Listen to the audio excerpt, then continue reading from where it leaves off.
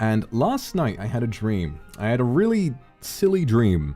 I had a silly dream that was like a horror movie, because I don't know, if there's one horror movie trope that kind of gets under my skin and scares me more than anything else, like, most gore is fine, body horror is fine, sort of like pursuit chase movies are fine, like a lot of horror doesn't really affect me, but I think haunting and possession kind of gets under my skin a lot. That's why Hereditary was so scary. You know, I think haunting and possession movies really get under my skin, because it's like, if someone you know is possessed, then it's like, oh shit, you know, it really kind of affects me. And I had a dream. All I knew was that it was like a fucking plot to a creepypasta. It was like someone in my family had picked up a PS1 with some game on it, but the game had a demon in it. It's a fucking creepypasta plot, right?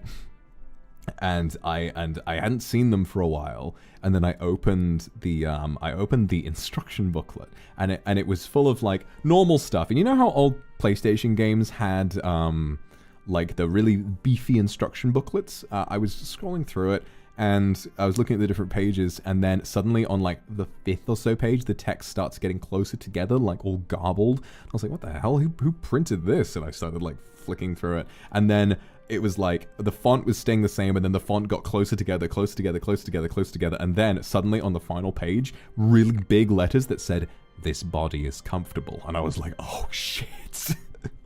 And at that point, I tried to pinch myself and wake up. Thankfully, I've never had sleep paralysis. Touch wood. I really don't want to have sleep paralysis, ever. But essentially, that, thankfully, gave me a bit of an idea for a film that I could make all by myself. And it would all be about one guy who's a hikikomori who doesn't leave his apartment.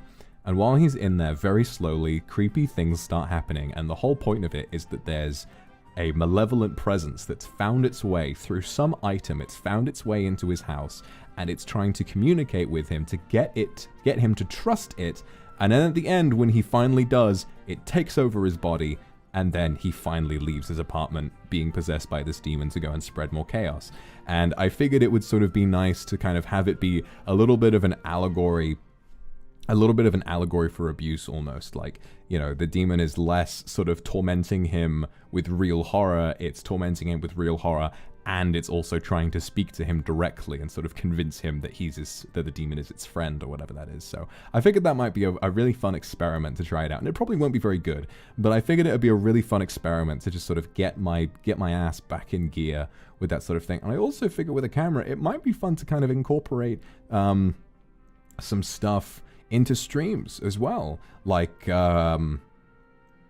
so like, for example, I can't really think of an example, but as long as I stay safe and I don't film anything that reveals like my location or anything, I could try and use it for some cool stuff as well. You know, just anything like that. As long as I'm safe with it, like, I reckon I could try and make some really interesting stuff. So that's gonna be that.